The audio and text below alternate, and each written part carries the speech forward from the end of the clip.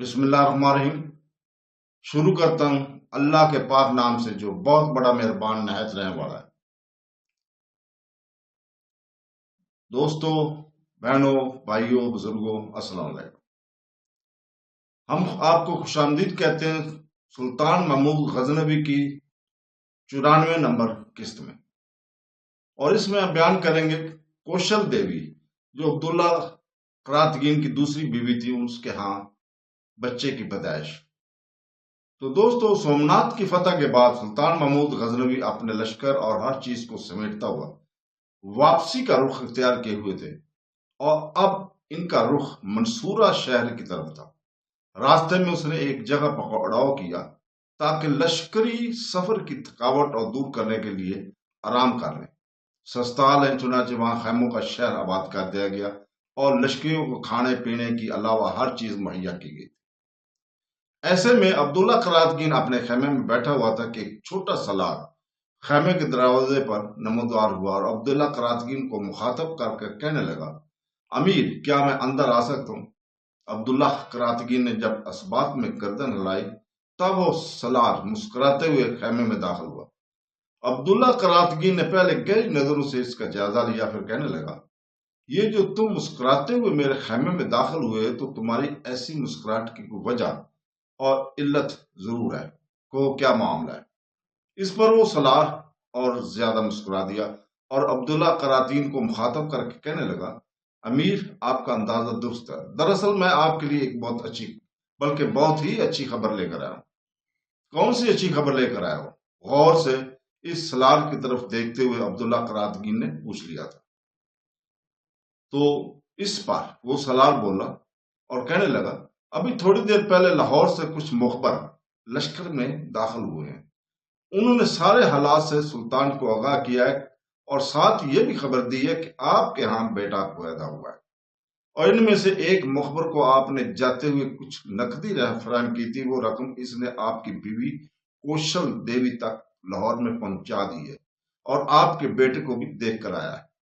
اس کا کہنا ہے کہ آپ کا بیٹا بہت خوبصورت ہے، اور یہ کہ لاہور کے قصر میں آپ کی بیوی کی بہترین دیکھ بھال کی گئی ہے، تاہم وہ بڑی بے چینی سے آپ کی واپسی کی منتظر ہے۔ یہ خبر سن کر عبداللہ قراتگین کی خوشی کی کوئی انتہا نہ تھی۔ اپنے جذبات کا اظہار کرتے ہوئے وہ اسے چھوٹے سالار کو مخاطب کرتے ہوئے کہنا چاہ رہا تھا کہ ایک مسلح جوان دروازے پر نمودار ہوا اور دونوں کو مخاطب کر کہنے لگا، آپ دونوں کو سلطان نے بلایا ہے۔